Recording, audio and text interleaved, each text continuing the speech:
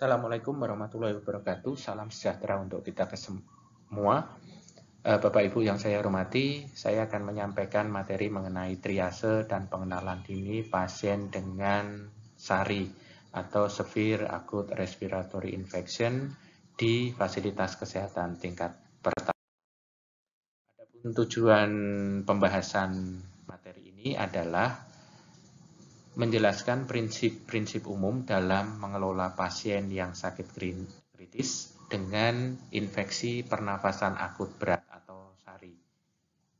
Menjelaskan penerapan PPI pada kegiatan triase, menjelaskan prosedur triase, mengenali pasien-pasien dengan penyakit seperti influenza atau ILI tanpa komplikasi yang bisa dipulangkan, mengenali pasien dengan SARI yang membutuhkan perawatan darurat dan rawat inap. Terakhir, mengenai bagaimana mengkoordinasikan pemindahan pasien secara aman. Prinsip-prinsip dasar perawatan pasien SARI yang sakit kritis, di mana ini sangat penting untuk ditata laksana sesegera mungkin, karena kalau tidak angka mortalitasnya sangat tinggi. Yang pertama adalah melakukan tindakan PPI yang sesuai di setiap tahapan tata laksana, mulai dari triase.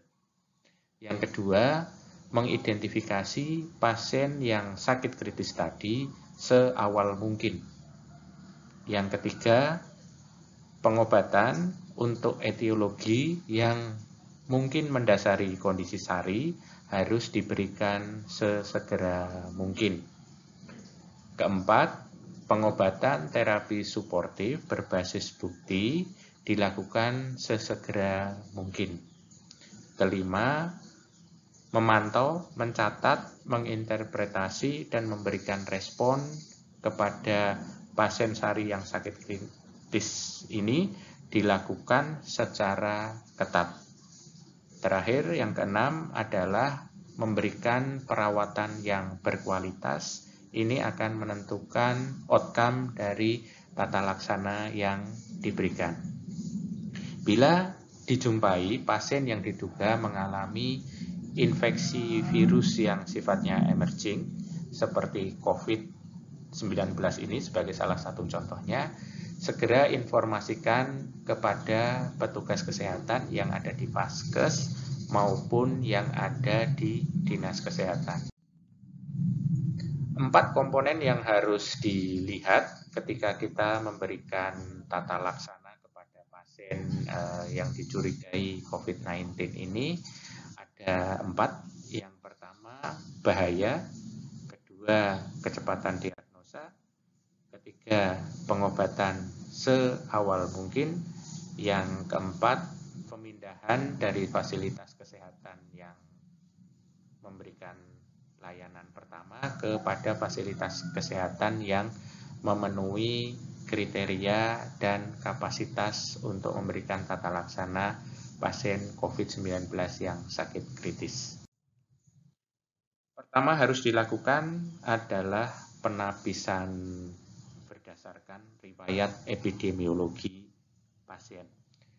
Saat ini dugaan COVID-19 pada pasien dengan SARI kita ambil apabila pasien memiliki riwayat perjalanan atau tinggal di luar negeri yang telah melaporkan terjadinya transmisi lokal, atau memiliki riwayat perjalanan atau tinggal di area transmisi lokal di Indonesia. Daerah-daerah yang sudah mengalami transmisi lokal antara lain di Jabodetabek ini memenuhi kriteria poin nomor 2 ini. Kemudian kita melihat riwayat kontak, apakah pasien bersangkutan memiliki kontak dekat dengan pasien COVID-19 yang sudah terkonfirmasi atau dicurigai. Kemudian apakah pasien bersangkutan kontak erat dengan pasien yang mengalami infeksi saluran pernafasan akut berat dari etiologi yang tidak jelas. Misalnya bukan COVID-19, ini juga tetap harus diperhatikan.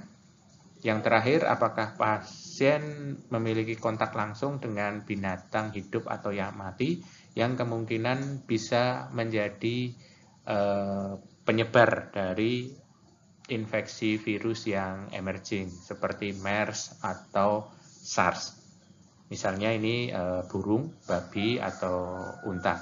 Tetap harus dilihat karena tidak semua SARI diakibatkan oleh COVID-19.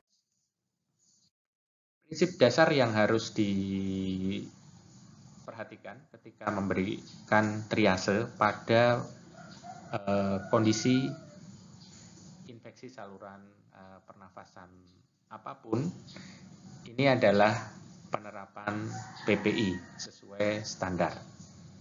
Yang pertama, terapkan tindakan pencegahan penularan melalui droplet sebagai jalur utama penularan. Yang kedua, memberikan masker medis pada pasien-pasien yang dicurigai menderita ISPA yang datang ke fasilitas kesehatan. Ketiga, memberikan penjelasan dan instruksi kepada pasien untuk melakukan etika batuk dan hand hygiene. Ini untuk menghindari terjadinya penularan di fasilitas kesehatan. Keempat, menempatkan pasien yang dicurigai di area terpisah dengan pasien yang lain. Terakhir adalah menjaga jarak setidaknya 1 meter antara pasien yang dilakukan di vaskes mulai dari pendaftaran sampai di poliklinik. Hal ini dilakukan bertujuan untuk menghindari penularan dari pasien ke pasien yang lain dan ke petugas kesehatan. Jika dijumpai kecurigaan terhadap emerging infection seperti COVID-19, avian influenza, MERS ataupun SARS, kita harus melakukan 2 langkah dasar terkait PPI. Yang pertama, tambahkan kewaspadaan kontak ke langkah-langkah pencegahan penularan melalui droplet. Bisa dilakukan dengan upaya untuk petugas kesehatan mengenakan jubah, sarung tangan, masker medis, dan pelindung mata saat memeriksa pasien SARI. Kemudian menggunakan peralatan khusus yang berbeda dengan pasien yang lain. Misalnya stetoskop, ataupun kalau tidak bisa dipisahkan karena keterbatasan, bisa dilakukan proses desinfeksi saat memakai alat tersebut secara bergantian antar pasien. Yang kedua, tambahkan tindakan pencegahan penularan melalui jalur udara atau airborne jika ada kebutuhan mendesak untuk itu, misalnya dilakukan intubasi atau resusitasi kardiopulmoner sehingga kemungkinan terjadi aerosol tinggi. Untuk triase ada beberapa prinsip dasar yang harus diingat. Yang pertama, proses triase dilakukan di titik kontak pertama pasien dengan sistem kesehatan. Ini bisa dilakukan di tahapan pra-rumah sakit maupun tahapan rumah sakit. Tahap pra-rumah sakit bisa dilakukan di ambulans apabila pasiennya memerlukan penjemputan dengan ambulans, ataupun di klinik lapangan. Dilakukan proses triase, melihat riwayat epidemiologisnya, melihat kondisinya, sudah bisa dilakukan seawal mungkin. Ataupun kalau pasien sudah datang ke rumah sakit, triase dilakukan di kontak pertama, baik di bagian penerimaan pasien, bisa di IGD atau di fasilitas rawat jalan. Konsep ini diterapkan terutama pada kondisi saat ini di mana transmisi yang meluas sudah terjadi. Prioritas berikutnya adalah memprioritaskan dan memisahkan pasien berdasarkan keparahan penyakit yang mereka alami dan kebutuhan mereka untuk mendapatkan perawatan segera. Ini prinsip dasarnya dilakukan dengan pertama menggunakan alat triase yang standar untuk memastikan reliabilitas dan validitas dalam upaya penyortiran pasien tersebut. Yang kedua, untuk menghindari under triase maupun over triase. Dan yang ketiga adalah mengidentifikasi pasien-pasien prioritas tinggi yang membutuhkan perawatan segera. Untuk melakukan proses prioritisasi dan penyortiran ini dibutuhkan alat yang standar. Contoh alat standar yang digunakan untuk panduan triase terintegrasi, kita bisa mengacu kepada dokumen-dokumen yang sudah ada, misalnya panduan dari WHO dan Palang Merah Sedunia mengenai panduan terintegrasi untuk triase pasien dewasa atau usia di atas 12 tahun. Prinsip dasarnya adalah melihat airway, breathing, circulation, and disability seperti biasa, menggolongkan pasien pada kondisinya yang merah untuk yang butuh penanganan segera mungkin, untuk kuning yang harus segera dirujuk ke clinical area yang ada yang membutuhkan untuk mengetahui kondisinya, kemudian ada yang untuk diobservasi dulu berdasarkan parahannya. Untuk usia di bawah 12 tahun juga tersedia tool standar yang ada. Ada beberapa hal yang harus dilihat untuk kasus-kasus yang dicurigai COVID-19 ini, di mana gejalanya ada pada saluran respirasi, maka tanda-tanda vital, kemudian tanda kegawat daruratan yang ada di sistem pernapasan ini harus mendapat perhatian dari tenaga kesehatan yang melakukan triase. Untuk buku pedoman perawatan di rumah sakit, WHO punya beberapa rekomendasi, bisa dilihat pada dokumen-dokumen IMAI maupun IMCI atau MTPS yang Bapak Ibu saya yakin sudah sangat familiar. Alur dasar untuk melakukan penilaian pasien dengan ISPA yang dicurigai COVID-19 ini bisa dimulai dengan melihat 3 komponen utama: demam atau riwayat demam, batuk, dan hubungan epidemiologisnya. Kemudian pasien dipisahkan berdasarkan kondisinya, apakah tanpa komplikasi atau mengalami influenza-like illnesses, atau malah mengalami pasien ini mengalami SARI dengan komplikasi. Apabila tanpa komplikasi, maka pasien yang berisiko rendah dipulangkan dengan instruksi untuk kembali apabila terjadi perburukan, atau kalau dia datang ke layanan, dia melanjutkan ke layanan yang dituju. Kalau pasiennya berisiko rendah, berisiko tinggi, maka diputuskan untuk rawat inap dan pemantauan ketat. Untuk kasus-kasus SARI yang mengalami komplikasi, rekomendasinya adalah rawat inap. Pertimbangkan untuk ICU bila sakitnya masuk kriteria kritis, artinya mengalami pneumonia berat, kemudian ARDS, atau tanda-tanda shock. Rawat dengan perawatan suportif yang tersedia, kemudian dilakukan uji laboratorium untuk penentuan terapinya. Faktor resiko SARI yang parah dan berat yang harus diidentifikasi seawal mungkin, karena kelompok berisiko ini harus dipertimbangkan untuk mendapat rawat inap meskipun gejalanya sakit ringan atau sedang, adalah yang pertama komorbiditas atau penyakit penyerta.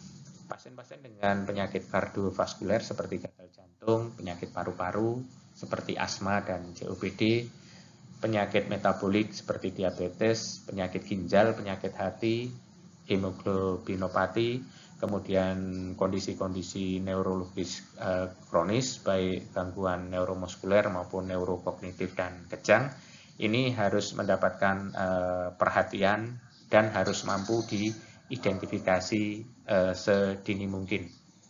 Kemudian kelompok berikutnya adalah usia ekstrim, antara lain bayi dan anak kecil kurang dari 2 tahun, dan lansia di atas 65 tahun, harus mendapat perhatian. Kemudian kondisi imunosupresif, misalnya pada HIV, pengobatan imunosupresif, dan pasien dalam terapi penyakit keganasan. Situasi-situasi khusus juga harus diperhatikan, seperti anak yang mendapat terapi aspirin secara jangka panjang dan kehamilan. Penyakit-penyakit tanpa komplikasi yang bisa dipertimbangkan untuk dipulangkan adalah pasien-pasien dengan gejala yang tidak spesifik. Misalnya demam atau batuk dalam 10 hari terakhir, mengalami gejala-gejala yang umum dijumpai pada penyakit terkait influenza seperti nyeri tenggorokan, hidung tersumbat, pilek, sakit kepala, nyeri otot, kelelahan, diare atau muntah. Ini bisa digolongkan menjadi penyakit pasien dengan penyakit tanpa komplikasi, ataupun tidak dijumpai tanda-tanda perberatan seperti dehidrasi, sesak napas, dan sepsis.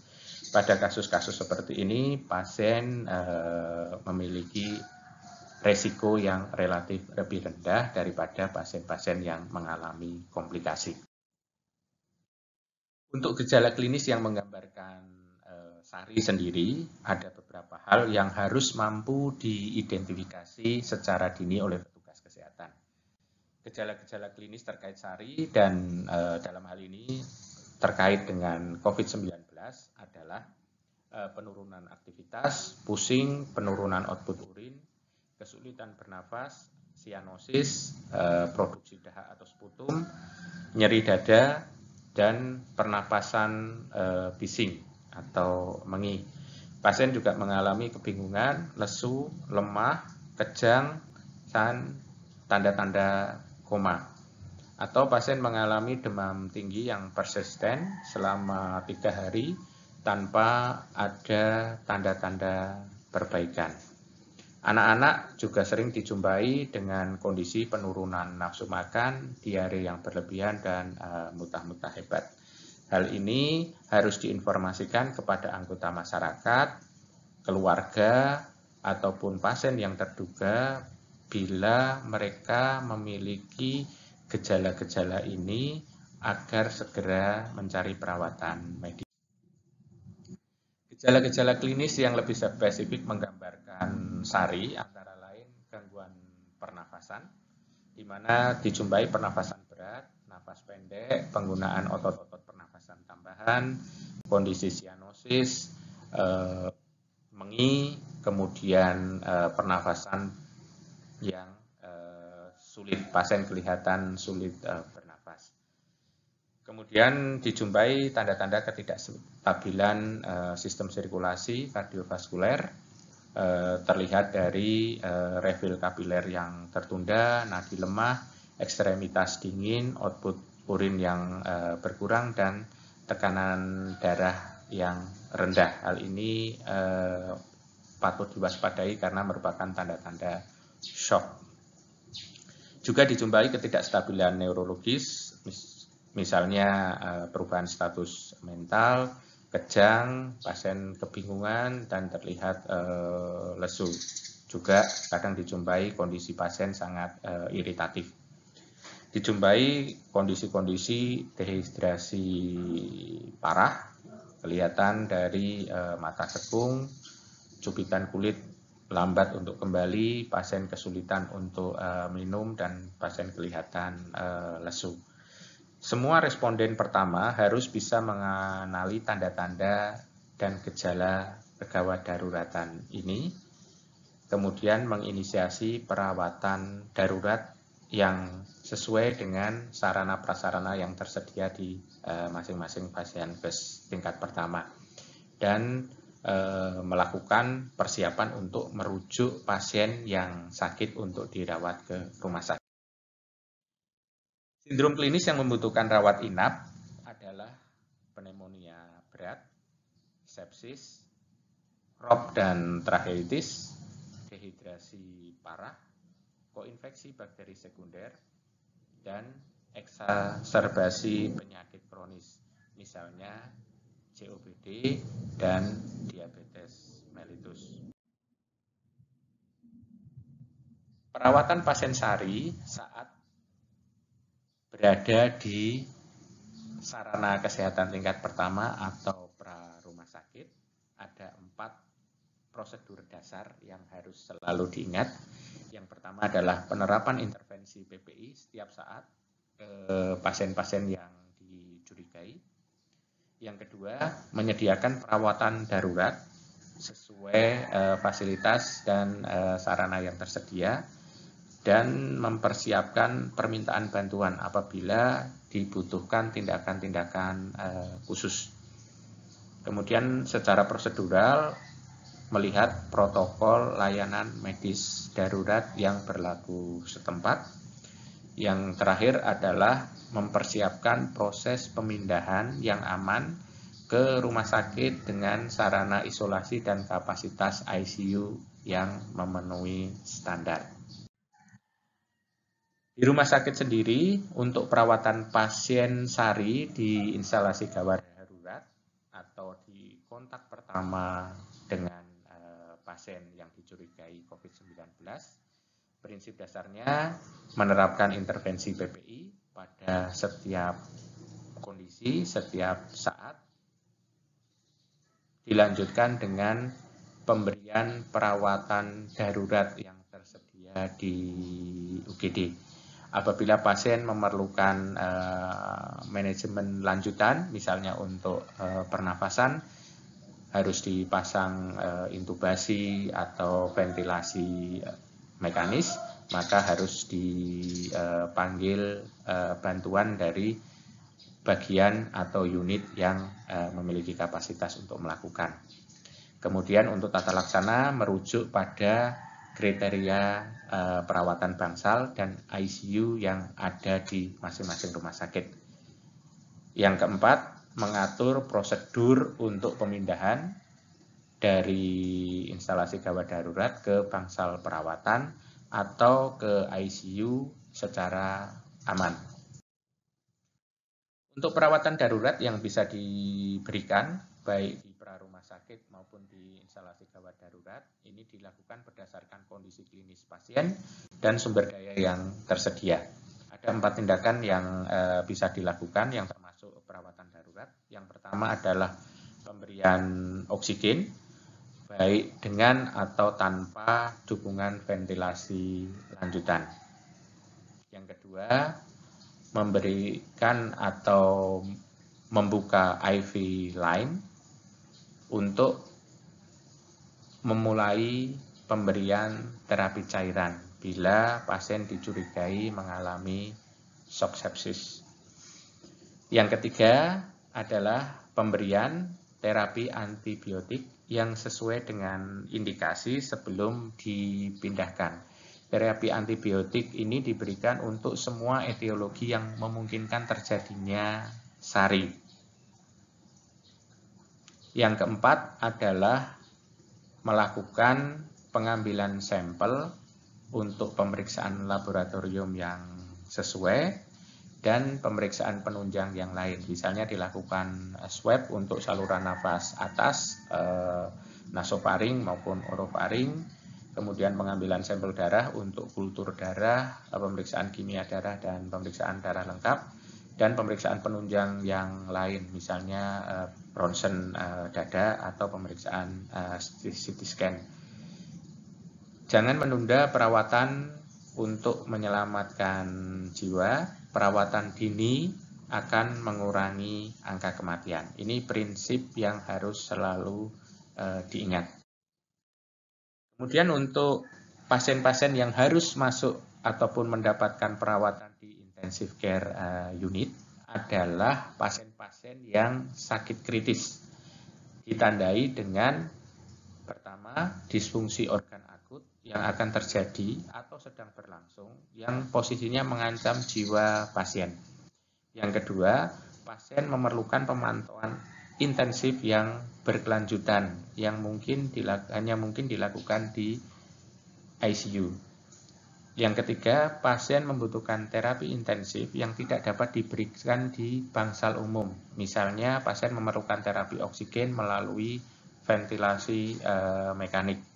Yang keempat, tergantung dari kondisi sumber daya lokal ketersediaan kamar di ICU, banyak pasien SARI akan memerlukan perawatan di ICU. Diperkirakan 5% dari pasien yang confirm COVID-19 memerlukan perawatan kritikal di ICU. Jangan menunda pasien-pasien yang membutuhkan ICU untuk mendapatkan perawatan di ICU karena keterlambatan akan berkaitan dengan resiko kematian yang sangat tinggi. Pemindahan pasien yang aman dari fasilitas kesehatan tingkat pertama ke fasilitas rujukan ini adalah kunci pokok yang harus dipahami dan bisa dilaksanakan oleh tenaga kesehatan di fasilitas kesehatan tingkat pertama. Ada 7 langkah dasar yang harus dilakukan untuk memastikan pemindahan pasien ini berlangsung secara aman. Yang pertama adalah harus dipastikan PPI diterapkan selama proses pemindahan oleh tenaga kesehatan atau pasien yang bersangkutan. Semua petugas yang terlibat termasuk driver, tenaga kesehatan yang mendampingi proses pemindahan harus melakukan proses PPI yang sesuai standar. Yang kedua, dilakukan komunikasi mengenai ketersediaan ruangan di fasilitas rujukan sebelum melakukan pemindahan pasien. Yang ketiga, memastikan semua tata laksana yang tepat dan perawatan darurat sesuai dengan sarana prasarana yang ada telah diberikan dan pasien dalam kondisi stabil sebelum dipindahkan. Yang keempat, memastikan kendaraan untuk transport dalam hal ini ambulan telah disiapkan dengan baik, termasuk pemahaman mengenai rute yang harus dilalui dan fasilitas mana yang harus dituju di rumah sakit rujukan. Kelima, memastikan petugas-petugas yang terlibat dalam proses pemindahan pasien ini memahami tupoksinya dalam proses pemindahan. Keenam, dipastikan sarana untuk melakukan monitoring dan fasilitas perawatan berkelanjutan tersedia dalam sarana pemindahan dan bisa dipertahankan selama proses pemindahan. Yang paling krusial di sarana transport pemindahan harus tersedia alat resusitasi dan tabung oksigen. Yang ketujuh, memastikan semua dokumentasi administratif yang diperlukan sesuai dengan standar itu tersedia untuk memastikan proses serah terima perawatan bisa berlangsung dengan cepat dan aman. Dari materi yang tadi sudah saya sampaikan, ringkasan atau ikhtisar kegiatan triase ini meliputi 5 hal pokok. Yang pertama, pada tahap triase, proses melakukan identifikasi pasien dengan ISPA dan melakukan tindakan PPI ini harus dilakukan sedini mungkin untuk mencegah penyebaran penyakit ke petugas kesehatan atau pasien lain. Yang kedua, triase untuk semua pasien dilakukan pada titik kontak pertama dengan menggunakan prosedur dan alat triase standar. Ketiga, kemampuan untuk mengenali pasien dengan SARI yang membutuhkan perawatan darurat, memulai intervensi darurat, mengatur rawat inap harus dipahami oleh semua petugas di fasilitas kesehatan, baik di fasilitas kesehatan tingkat pertama maupun fasilitas kesehatan tingkat lanjut. Pengenalan mengenai sindrom klinis yang memerlukan rawat inap, termasuk kondisi pneumonia berat, sepsis, dehidrasi, atau eksaserbasi penyakit kronis harus diperhatikan. Pasien dengan SARI yang sakit kritis harus segera dipindahkan dengan aman dan tepat waktu ke fasilitas kesehatan yang memiliki ICU untuk pemantauan dan perawatan yang tidak bisa disampaikan di bangsal umum. Demikian materi ini kami sampaikan. Terima kasih atas perhatian Bapak.